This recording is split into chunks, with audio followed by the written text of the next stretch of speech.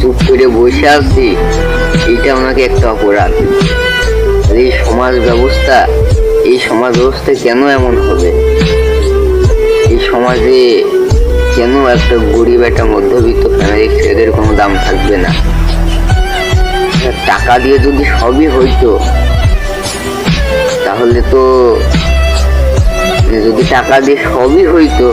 তাহলে তো আর কেউ মারা যাইতো না, তাই না?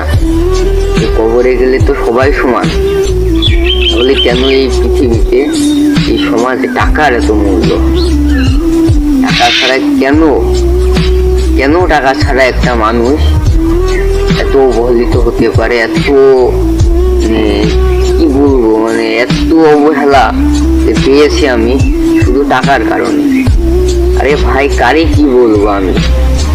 বাপের টাকা না থাকায় নিজের আপন কাকাও ভাস্তাগুলা দাম দেয় না, আর সেখানে তারা তো অন্যান্য মানুষ।